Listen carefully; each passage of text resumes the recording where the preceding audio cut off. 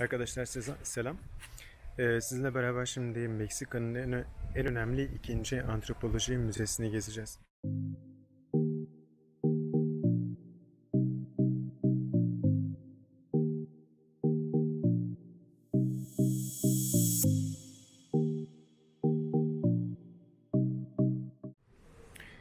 Burada arkadaşlar tarihi eserlerin en çok çıkartıldığı yerlerin isimlerini görebilirsiniz.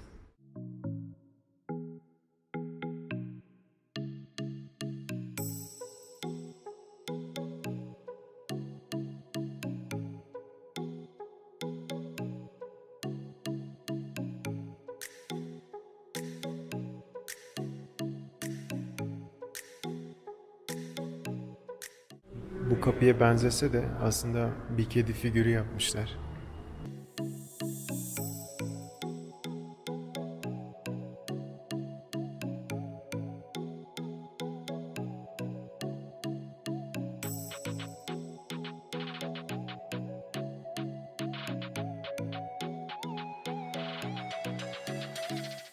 İnsana ne kadar çok benzetmişler. Yüksek mevkili bir insan.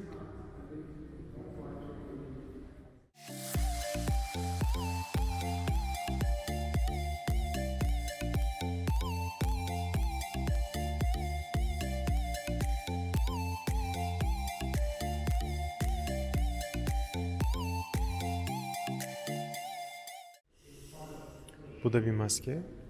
Bir kafatası ama bir kafa.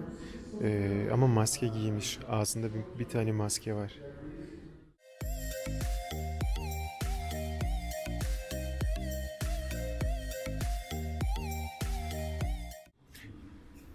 Fare yapmışlar. Ama çok deli bir fare yapmışlar. Şekil fare şekli.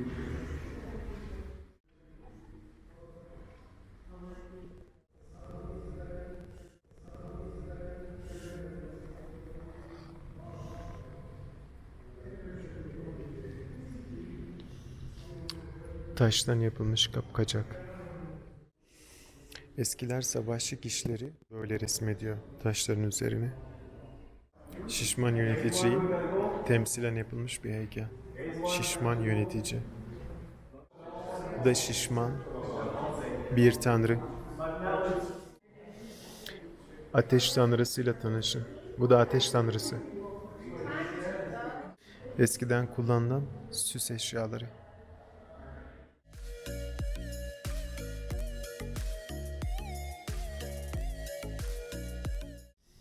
Fare arkadaşlar muhtemelen fareleri sevmiyorlar. Yaptıkları şey böyle şeytanımsı bir şey yapmışlar. Şuna bakın. Bu da şeytanlarla ilgili bölüm herhalde.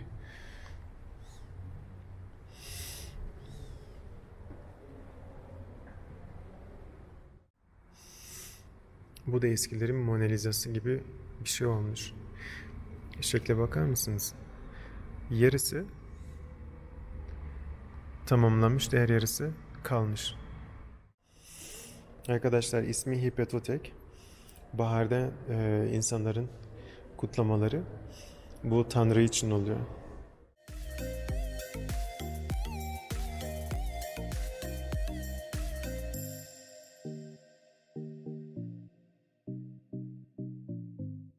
Arkadaşlar bu şekle inanamayacaksınız. Şimdi şekilde böyle bir insan figürü görüyorsunuz ama aslında bu bir mezar. İçerisine insan konuluyor. Ölen bir tane insan, muhtemelen önemli insanların mezarı böyle bir şekilde yapılıyor. Heykel gibi duruyor ama mezar. Bu yılan kafatası içerisinde arkadaşlar genelde içi su koymak için su koyuluyor. Ve genelde ayinler için su konuluyor. Deli bir şey yapmışlar.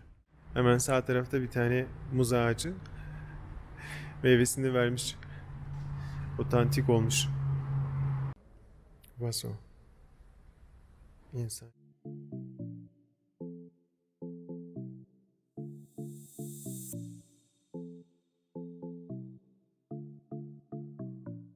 Hippotek için canlı canlı kölelerin derilerini yüzerlermiş kurban ederken.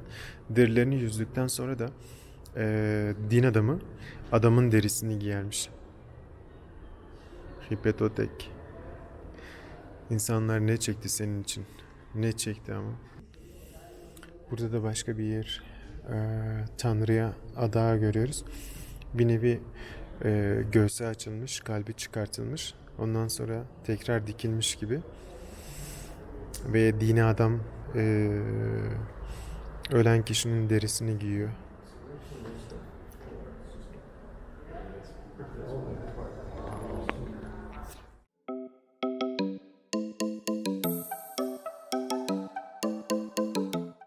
Çok tatlı bir şekil yapmışlar. Burası Tahin. Bölgenin ismi Tahin. İki tane derenin ortasında kurulmuş piramitler. Yerleşim yeri. Zaten eskiden su deyince suyun olmadığı bir yerde yerleşim yeri kurulamaz. Su yerleşim yeri kurmak için en önemli şey. Tarım, sulama, içme. Önemli bir kişinin şekli. Şemali.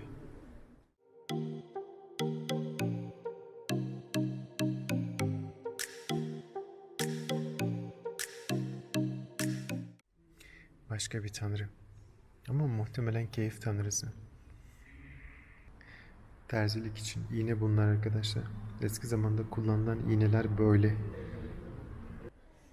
Hayvanları öldürmek için kullanılan malzemeler arkadaşlar bunlar. Ve inanılmaz keskin olduğu söyleniyor. Şimdi şekline bakınca çok keskin değilmiş gibi görünür ama bunlarla hayvanları kesip biçiyorlar. Şu taş çok muhteşem görünüyor.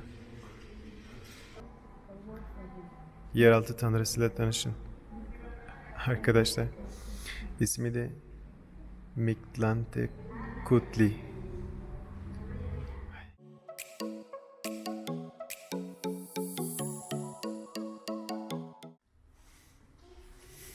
Arkadaşlar hep erkek tanrı gördük. Bir de kadın tanrı görün. Şimdi buradaki kadın tanrı figüründe gördüğünüz gibi kemerinde iki tane yılan var. Yüz değişik, maske giymiş. Bir kadın yaşamla ölüm arasındaki geçişi kontrol ediyor. En azından ben öyle anladım. Bu da bizim kadın tanrı. Kafası yok ama elinde bir tane bebeğin kafasını taşıyor. Değişik bir hayvan figürü ama muhtemelen nesli tükenmiş. Çok tarz yapmışlar. Arkadaşlar gözlere bakın. Fal taşı gibi açılmış deriz ya. Fal taşı gibi açılmış. Yarı kaplan. Yarı kaplan, yarı insan.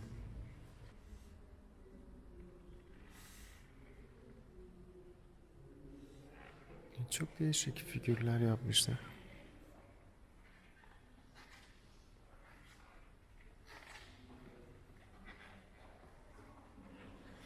Arkadaşlar Tlalok'u hatırlıyor musunuz bilmiyorum. Yağmur tanrısı Çulla'dayken Tlalok için insanları, çocukları, hayvanları feda ediyor demiştik. Barda Tlalok'un eşini bulduk arkadaşlar. Evliymiş. Bu da eşi oluyor. Tatlı yapmışlar. Söylendiğine göre arkadaşlar şimdi kundak olur ya, bebeklerin yattığı yer çok sert olduğu için arkada kafatasları böyle düzleşmiş. Bunu görebiliyor musunuz? Neredeyse düz olmuş. Yani bir nevi mutasyona uğramış. Arkadaşlar insanlar öldükten sonra iki tane gömülme şekli varmış. Birincisi evlerinin altına gömülebiliyorlarmış. İkincisi böyle gördüğünüz kapların içerisinde insanları koyup öyle de bir yere gömebiliyorlarmış.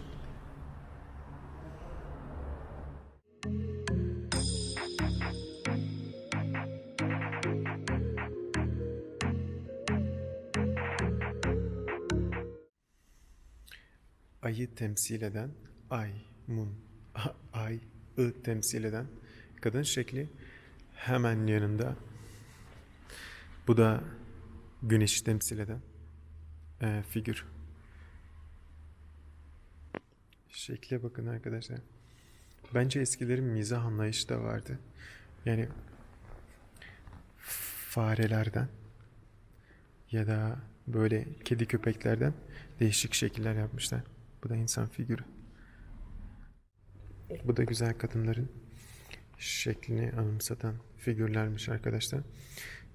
Kalçalar geniş, ayaklar geniş, bel ince, göğüsler büyük, kollar kalın, çalışan kadınlar, güçlü kadınlar. Bu da insanların eskiden kullandığı zil gibi bir şey arkadaşlar. Kadınlar bunu gördüğünüz gibi şurada figürde hemen beli tarafına takmış. Dans ederken bunlar kullanılıyormuş eskiden. Dans ederken bunlar da ayrı ses çıkartıyor sizin vücut hareketinize göre. Bunlar da kadınların kullandığı değişik boyunluklar ya da küpeler.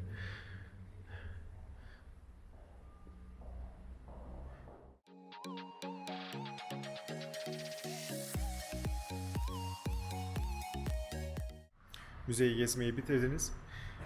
Yoruldunuz, oturacak yer lazım. Nereye oturacaksınız? Burası arkadaşlar. Bir tarafı yeşillik, öbür tarafı yol. Yani manzaralı diyebiliriz. Diğer tarafı da çıkış. Gene bahçe, yeşilliklerle dolu.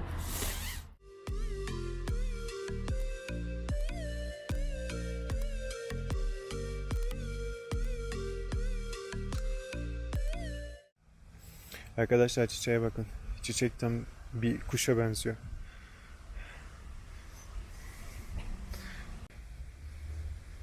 Bu da farklı bir çiçek.